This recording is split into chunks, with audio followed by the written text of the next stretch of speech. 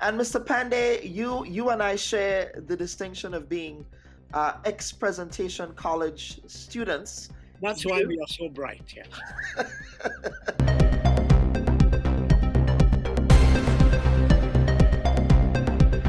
I want to take this opportunity to welcome my first guest this morning. I'm joined by the Honorable Basdeo Panday, former Prime Minister of the Republic of Trinidad and Tobago. Mr. Panday, welcome to the Bubb Report. Thank you. Absolutely. Mr. Pandey, how have you been? How have you been keeping busy and staying active during this period, sir? As a matter of fact, the COVID lockdown has been a blessing for me Mm-hmm. in that I cannot leave the house. And therefore, I must find time to do other things, like educating myself, like reading things I've never read before, by Mm-hmm. learning to play a musical instrument, all sorts of things that I couldn't do in my 30, 40 years of politics, I am able to do now Okay. because I'm locked down. I can Ha- go now. right. Have you written any memoirs? Are there any works books in the works? Yes, I'm in the process of doing an autobio. Okay. All right. And well, whenever that book is released, you're certainly welcome to return to the Bubb Report. As a matter of fact, I'm hoping that it be published after my death, having regard to some of the things I intend to say in it. Well, you certainly don't want to ruffle any feathers, right? Okay. Okay, Mr. Pandey. So that has been challenging for the Caribbean region. It has been challenging for the world in general. But the old adage goes that whenever the United States catches a cold, the rest of the world catches pneumonia. And so we were able to see the rippling socioeconomic impact of COVID-19 on the Caribbean. What are your thoughts with respect to how we are navigating this period? Well, first of all, it differs from country to country. Mhm. Whereas there are some countries in the Caribbean that depend upon tourism as their main source of income. Well, what has happened with the COVID-19 pandemic is that people have slowed down in the traveling, and therefore the income coming into these countries, which are the main source of income, is drying up rapidly. In those circumstances, I think there has been much suffering, unemployment, and so on. Also, because in other countries like here, Trinidad, where oil used to be the mainstay of the economy, um, oil and gas, now that the whole economic activity in the world has slowed down, prices have fallen and so on. It has affected Trinidad in that way. So what I think it has done is affected different countries in the Caribbean in different ways. Mm-hmm. And how have we been, at least in the context of Trinidad? I'm sure you can speak to Trinidad more directly. Uh, how would you say the government has stepped up to the plate in this period? And you don't have to be diplomatic. Okay, I think they can't find the plate. They cannot find the plate. Yeah, just step up. The point is, Trinidad and Tobago has been a country that is rife with corruption, mismanagement, that sort of thing. And having received hundreds of billions of dollars in oil revenues over the years, today we are borrowing money to pay debt. Mm-hmm. Because of corruption, waste, and mismanagement. And it all has to do with the political system, as you know, I have argued. Mm-hmm, mm-hmm. And so you're saying that they can't find the plate, they've not stepped up to the plate in this period. Would you say that we were not prepared to handle COVID, or we didn't save for a rainy day? What would you say would be responsible for that? First of all, we were not prepared to handle it.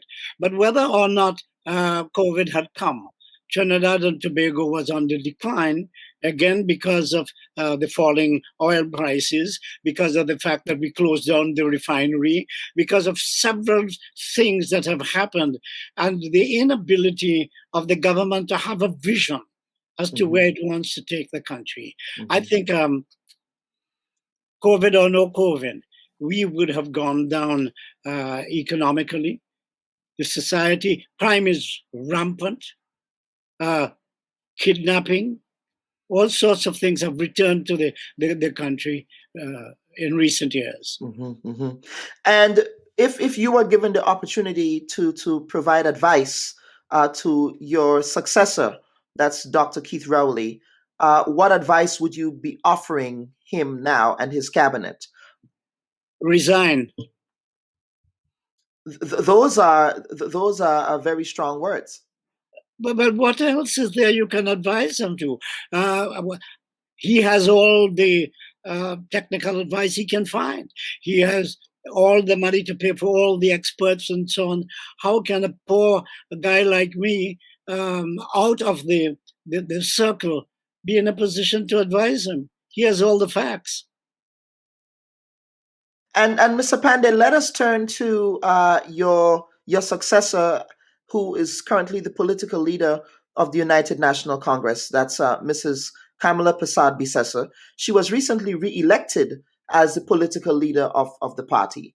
Surely that is an outcome I'm sure that you are not pleased with, considering your relationship. No, that is an outcome I expected because of the nature of politics in Trinidad and Tobago. You see, Trinidad and Tobago and Guyana are really different from the rest of the Caribbean countries in that there are two major races, or as Lloyd Best would say, ethnic groups, competing for political power in a political system that has been imposed upon them that encourages that kind of racial and ethnic division. These two countries suffer that, whereas the other Caribbean countries do not, because they do not have two major ethnic groups in almost equal proportion, living in different parts of the country. You see, all those things, coupled with a system of first past the post, is a formula for failure. Okay, and so let us segue into the recent events that has been taking place in Trinidad, specific to the local government elections in the Tobago House of Assembly. This is not the first time that we've had a parliamentary tie in elective politics. You were also part of a parliamentary, an electoral tie with your colleague there, the late Mr. Patrick Manning. However, in the case of the Tobago House of Assembly, it does not give the president of Trinidad and Tobago the opportunity to broker some sort of power sharing agreement. It's a pity that the former president, Ian R. Robinson, is not alive. He would have solved the problem by adopting moral and spiritual values. That's what he did in Trinidad. He I don't know where he found it from, but he used moral and political values, even though we had got a majority of votes. Anyway, the point about it is the tie has come because there's an equal number of seats. If you change the constitution and make the number of seats unequal, then there will not be that problem, which is what they did in Trinidad, actually. And so you have been a proponent of constitution reform. Yes. For many years, you have advocated for there to be constitution reform in the context of local government politics as well. So what would be the way out of this? How do you get to a place where, is it a case where, well, you're just going to have another election and not solve the pressing issue here? I suppose they will have another election, which I think is being recommended by the central government. And yes, they may end up the same way. They may end up with a tie again. I think there's also a proposal to add another seat. And so that makes it an unequal number, hopefully, with an election and an equal number of seats. They may not have the present problem. So do you think that the current legislation that is being piloted in Parliament is the best way to go? But first of all, I think Tobago is a in a unique relationship with Trinidad, and I think they ought to be consulted. I think democracy demands that people have a say in the way that they are governed, and I don't think sufficient notice is being taken of that by the central government. Mr. Pandey, as we wind down here, so one of the reasons why we decided to invite you a couple of days ago, the Spiritual Baptist community in Trinidad and Tobago celebrated Shelter Baptist, Spiritual Baptist Liberation Day.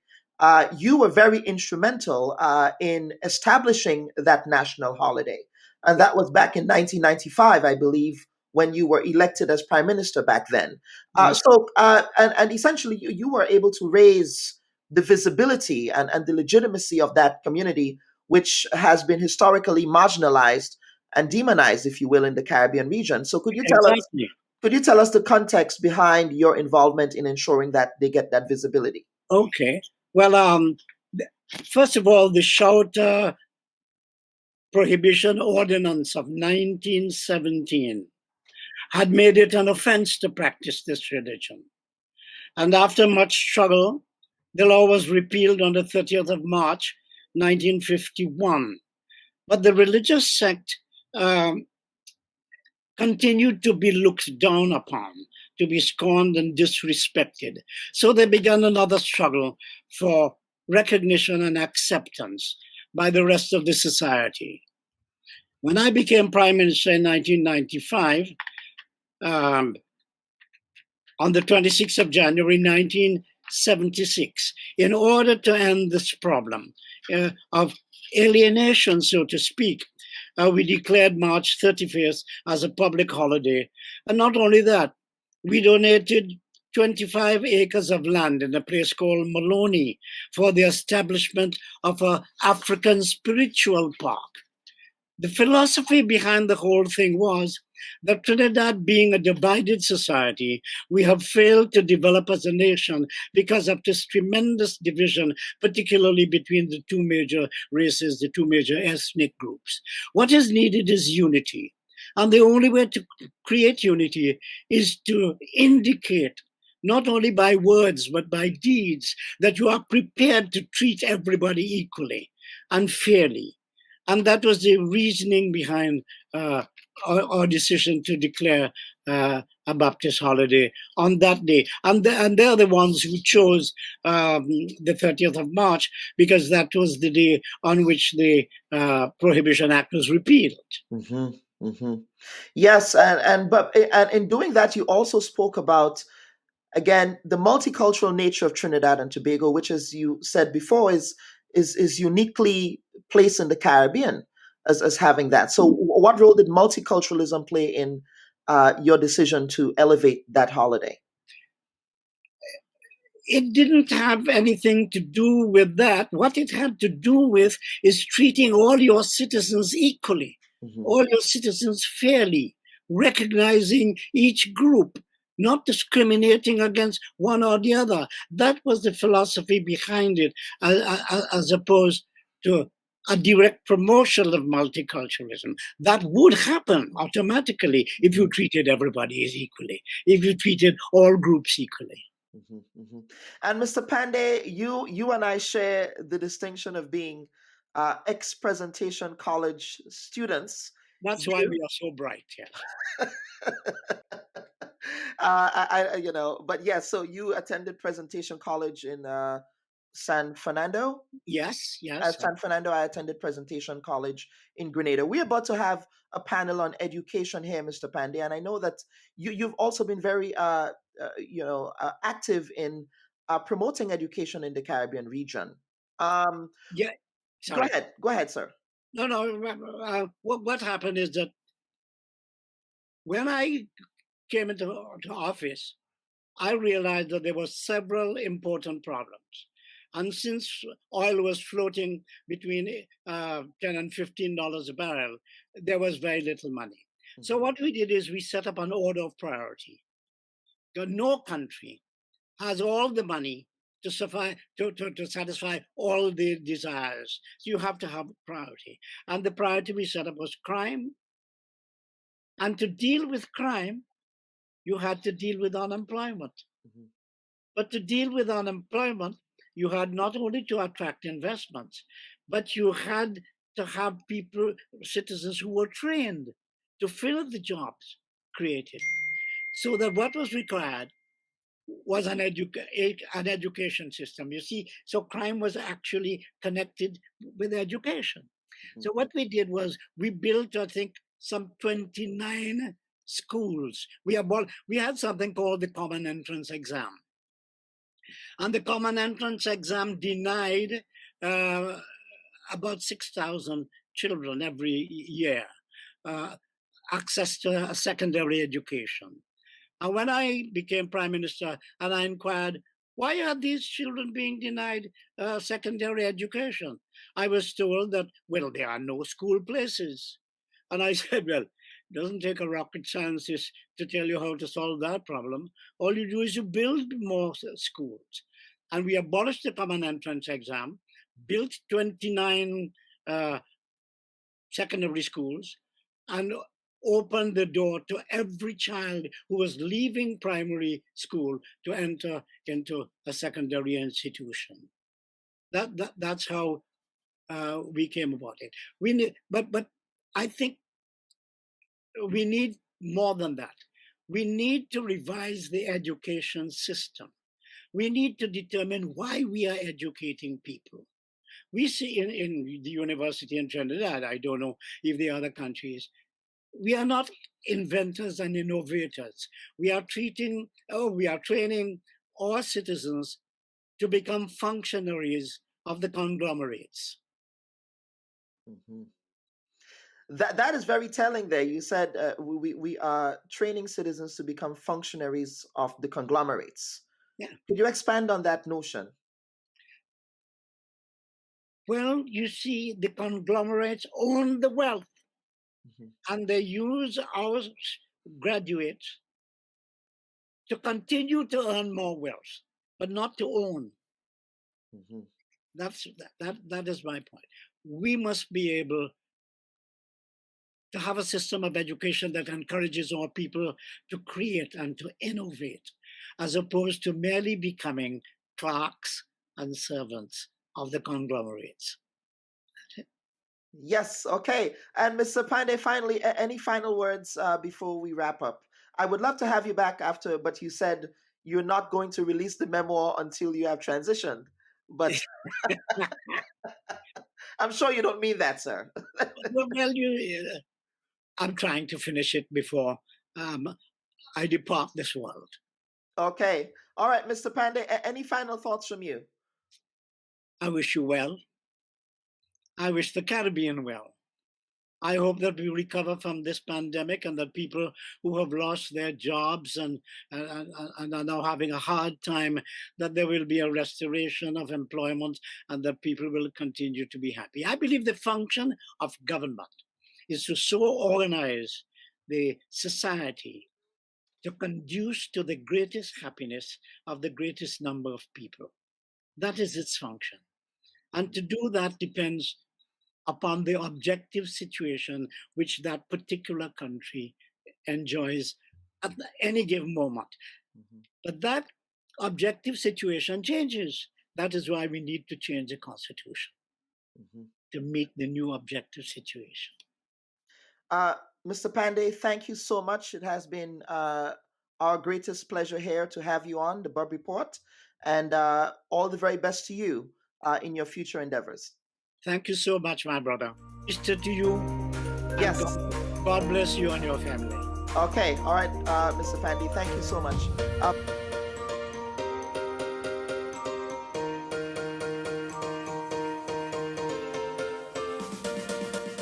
Hi, everyone. Thanks for checking out the Bubb Report's social media pages. If you'd like to get more videos, show highlights, and watch our weekly live show, follow our Facebook, Twitter, and Instagram pages, and also subscribe to our YouTube channel. You can catch repeat episodes on Wednesdays at 4 and 5 p.m. respectively on CRFM Radio and GBN TV in Grenada. We are also viewed on Sundays at 8 p.m. on WPG 10 throughout the Caribbean. Thanks for watching.